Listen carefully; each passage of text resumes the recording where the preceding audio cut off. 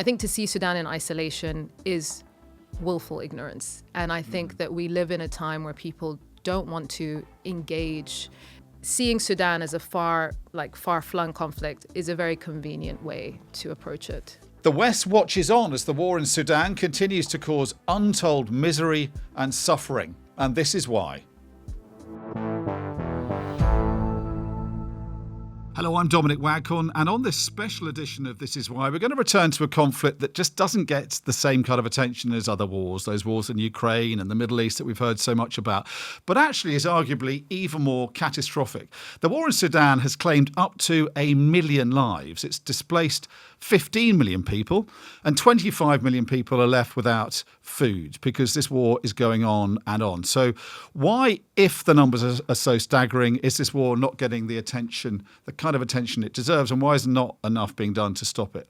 Glad to say that we have Yousra Elbagir, who's Sky's Africa correspondent here in London, but also just back from Sudan. So Yousra, great to have you on. We're going to look into how this war began, why it is so big, why don't enough of us know enough about it. But first of all, give us an update on what you found in your latest trip there. So this was our 9th trip in just over 3 years in Sudan, but also on the borders of Darfur. And I think I'm always blown away by how relentless the war is, just unabating. It's this constant drum of violence from morning to night. People are dealing with it every moment of their day.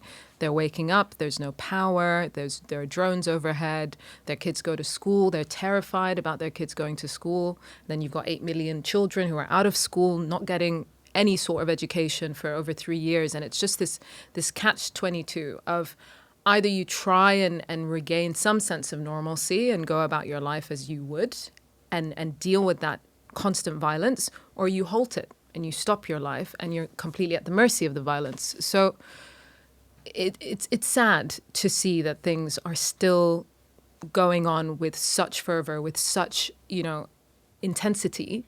So the people of Sudan are getting used to this war. It's more than 3 years old. But I think those of us outside of Sudan are sort of getting used to the idea that it's happening, but sort of kind of coming to terms with the fact that we don't know enough about it. So I think a lot of people listening and watching probably don't know how this began, how this massive war that we're learning more and more about, how did it actually begin in the first place? Who is fighting it? And what kind of scale is this war being waged on now? It started on a sleepy Saturday morning in Ramadan, April 2023. And we'd all heard that there were these simmering tensions between the Sudanese armed forces and the paramilitary rapid support forces. So the rapid support forces have been an auxiliary of the army for a very long time. Since the genocide in Darfur in the early 2000s, those Janjaweed militias came to form the rapid support forces. They were a border force. They were even, working with the European Union to crack down on illegal migration. And in 2017, that group of militias was formalized in Sudanese parliament. So who is fighting it now? Just boil it down to the personalities, and why are they fighting it? So there was a power struggle between the head of the army, General Abdel Fattah Burhan, and the head of the RSF, Mohamed Hamdan Dagalo, also known as Hemeti. The army wanted to absorb the RSF formally into the armed forces, and the RSF had been making money, or Hemeti had been making money as a militia for hire. They fought with the United Arab Emirates or for the United Arab Emirates in Yemen. So it was a no-brainer. I mean, mediators were dealing with the army saying, we need the RSF to be absorbed into the armed forces in 2 years, and Hemeti turning around and saying 10 years. So it was a complete deadlock. And then that erupted into explosions, gunfire in the capital on a Saturday morning when Hemeti's forces wanted to take control of the capital, and they held it for 2 years before the army could reclaim it. And it has descended or escalated, month by month since then into this absolutely massive, catastrophic war. Give us a sense of the scale of this, because I've worked out, if we're looking at that number of, 15 million people displaced, that is the population, the entire population of London, Kent, Surrey and Sussex getting up and deciding that it's just too dangerous to live where you are and running for their lives, literally. And more than once. Many more than once. And on a much bigger area. Exactly. People flee to sanctuary cities. So we saw this from the beginning of the war. Many sanctuary cities fell. So Al-Fashir was a sanctuary city for people who had been displaced. They then had to move somewhere else. Madani, in the center of the country, was also a sanctuary city. All the INGOs and the humanitarian bodies moved to Madani, and then it was captured by the RSF. So we're looking at scale, but we're also looking at intensity. So people dealing with displacement once, twice, 3 times, and going to places that are unsafe. We moved through the country, and as we were leaving, cities that are booming, Adbara is now the kind of gold hub of the country, a drone hit the morning that we were leaving to move northeast to leave from Port Sudan. So there's nowhere in Sudan that's safe right now. There are places of relative safety, and even then that safety is fleeting. So you don't know if you're living in one city that's been safe to now, whether it could be the next Al-Fashir. And Al-Fashir, for people who don't know, was a city about a year ago, wasn't it? It was surrounded by the RSF, and they kind of built a sand berm around most of it, didn't they? And then they kind of contained the people in it and went in and killed, men, women and children, everyone they could find, aid workers, humanitarian workers, and the death toll, which is, up to 60,000 people. You're Sudanese. How do you feel about that? When I think of the war in terms of how it's been dealt with in sort of the public imagination outside of Sudan, where it's an unavoidable reality, I always think of the word inconvenient. Sudan's war is an inconvenient war. It's inconvenient for people who have limited empathy, limited attention span, and can only deal with 1 or 2 conflicts at a time. And I always tell people it's no coincidence that there was this domino effect, that the impunity of Putin encourages the impunity of a man like Hemeti. The impunity of a man like Hemeti encourages armed groups across the Middle East and North Africa it's contagious. I think to see Sudan in isolation is willful ignorance. And I think that we live in a time where people don't want to engage in a way that is meaningful because of, one, how exhausting it is, but because also cost of living crisis. So much is going on. And I think seeing Sudan as a far-flung conflict is a very convenient way to approach it. You've done more, I think, than most journalists to keep it in the public eye with these trips when you're going back, and you've highlighted so powerfully the courage and the kind of nobility and dignity of the people that you're meeting. So who have you spoken to on this latest trip, and what have you learned from what's going on in El Obeid?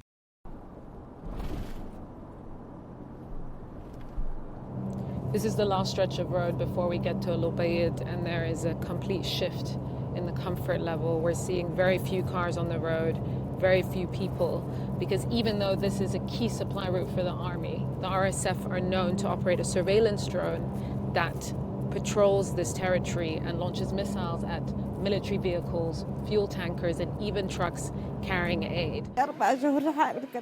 My husband was killed while I was 4 months pregnant. Killed in this war. We have been suffering since the day we arrived. We don't have anything. I don't have a bed. I don't have a pan. I don't have a bucket. I don't have any food. Going to El Obeid, someone described it, commenting on one of our reports, the unyielding city.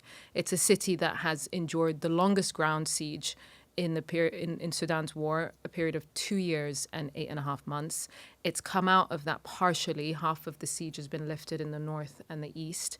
And they've come out of this incredibly tough time, and yet they still have to deal with an aerial siege. They still have to deal with drones, RSF drones hitting water station, the power station. And there's so much suffering there. People have held on for so long. And the doctors that we were meeting who chose to stay, those routes are open now. They can leave, but they're choosing to operate using generators that run out of fuel. They're choosing to care for people when the emergency ward is blacked out, when the power is out. When there is bombing, the citizens from the market go to their homes, to their houses. But the medical staff from their houses come to the hospital because they want to save lives. I think the courage and the resilience and the generosity we've seen across the board, that is where I have faith in the Sudanese spirit and our ability to take care of each other. And that's happening while the world looks away, right? So we meet people and they don't expect anyone to come and save them. They don't expect Hemeti to be, arrested by the International Court and sent to The Hague. They don't even expect Al-Bashir, who's in Sudan, to be extradited. They are getting on with it. Obeid is full of child survivors. Mesa was in her final year of secondary school when an RSF shell hit the building and killed her classmates. It's become normal for me, she says. Yes, it was a tragedy, but it's what God wanted for me, and I accept my fate. We joined because if there's nothing to do, we might as well die for the homeland. If you stay home, you die. If you go and fight, you die. So better to enlist and die. I mean, that war tends to then normalise people. People get used to the war and they become inured to it. Is that depressing to watch for you? Yeah, it's heartbreaking to see teenagers, young people, deal with these choices and face the futility of life in the times of war. And I think, we speak to so many people who've lost loved ones, people who are going through. The teenager who joined the armed forces, his sister had her leg amputated from an RSF shell landing on her school. She was able to, or she says she was able to accept it, and she says she wants to study nursing to become like the nurses who helped her. So she's choosing a path from what happened to her, and he's not able to accept it, and he's chosen to take up arms and join a fight that he sees as futile and has said to me, I would have never wanted to join the military, but feels compelled to. So one of the things for us was sharing how war mutates the trajectory of a child or a teenager and how they have to go down paths that no one should ever have to. What's it like for you, though, Yousra? I mean, you're watching the country of your homeland just falling apart, disintegrating in a way that's hard to see it recovering from. We watched you last year, I think, going back to your family home in tears as you saw what was left of it. Yeah. But also we've seen you report the most courage and composure, I have to say, and maintaining your sort of professionalism. But how difficult is it to do that when you go back to this place that must mean so much to you? The intimacy is in the fact that I see that it could be me, reporting on those school children. I remember singing the national anthem at some assemblies when I was in school in Sudan for 8 years. And it's crazy to think how your life can take a different route. And when we left, I actually said to the team, now you see why people get on small boats. Now you see why our parents went into exile.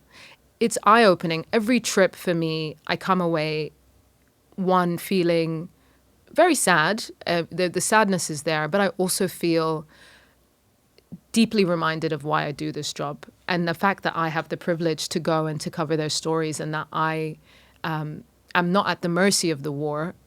Let's move on to what can be done about it. And we've done a fair amount on it this week, actually, looking at what powers are involved and why and what they're saying about it. So this week we've looked at the fact that the UAE appears to be involved. You've done some work producing evidence with someone who was within the RSF, but also almost on a weekly basis, there's more evidence showing that what the UAE claims is happening, which is they're funneling in weapons. They're funneling in guns, armoured vehicles, drones as well, which are very useful if you're trying to hunt down civilians and your enemy. And they're doing that to the RSF, as you say, a group that's accused and have been found guilty, really, of genocide. Now, the UAE says it's not involved, and Britain has kind of not questioned that. But evidence sort of has emerged this week and in the last few weeks from a human rights researcher in Yale who said he went to the Foreign Office with evidence that his group had gathered showing that the UAE is involved, effectively telecommunications and other signal intelligence.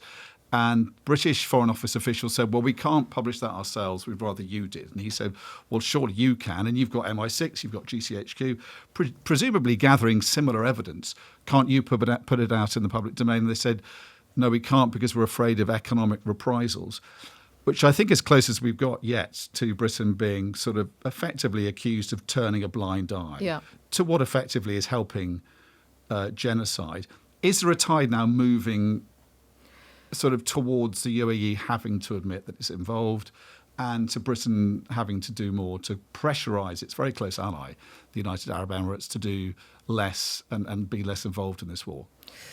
I think that we are now treating the UAE's military support of the Rapid Support Forces as reported fact. But I think their approach will be deny till you die.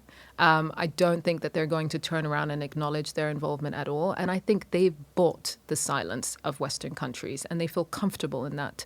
So I don't believe that they are waiting for, the penny to drop in any way. And I also think that they've seen Israel's impunity and they feel as entitled to it as Israel. I was speaking to someone recently about the UAE and they said, Hemeti is their guy. And it's as simple as that.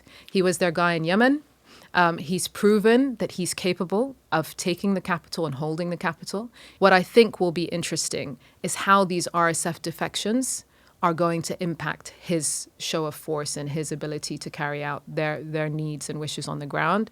We've seen RSF commanders of great weight who come with their own militias and their own forces because it's so tribal. So one commander will have his whole hometown and his whole home region as a fighting force. And so these defections are really the army's Burhan's strategy to denigrate the RSF to the point where they lose enough personnel to be defeated. When I was on the ground, I kept hearing from people who are covering the war, but also closely, watching the war, working around it, that the RSF has a lot of military equipment that they get from the UAE, but not enough personnel. So that is where there is a shift.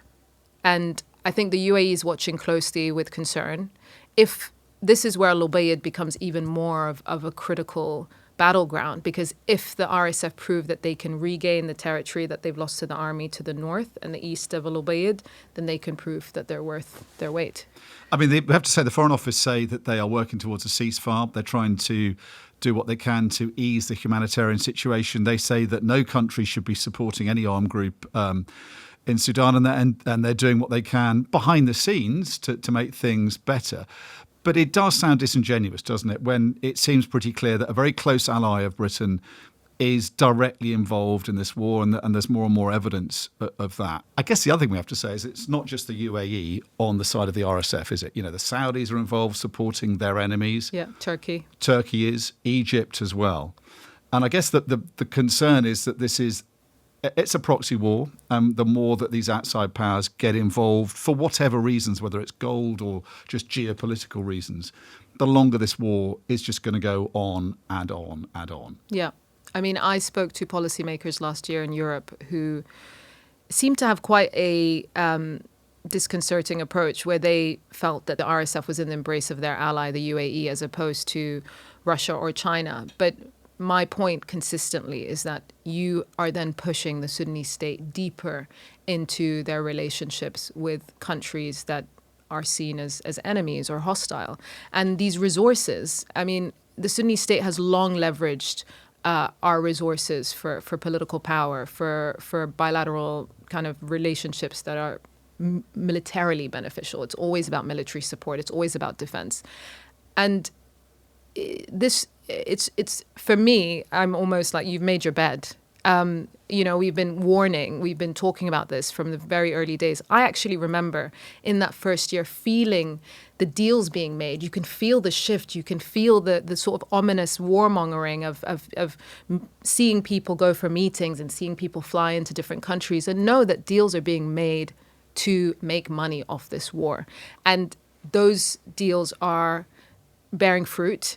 And, a country like Saudi is a key backer for Sudan and the Sudanese military, and they will get as much as they need from this war. But that will also drive the UAE to dig in their heels and support the RSF because of the competition between the two. And are people there in any sense hopeful? Have they given up hope? Do they think like you, this war is going to go on forever? Or is there a sense that, maybe at some point there is a light at the end of the tunnel? I think people have hope. I think the hope is in the form of faith. And that's where you see the constant fatalism of this is what God wants. I think that's how people kind of get through every moment and get through the day, is that whatever is written will come to be. They're literally dealing with every moment at a time. And their hope is in survival. And they believe through what's happened over the last more than 3 years that they can at least rely on each other. Yousra, thank you so much for coming in. It's been fascinating talking to you. Thank you. Thanks, Dom. And of course, you can watch all of Yousra's extraordinary reporting from Sudan, both now and in the past, on the Sky News app and on YouTube.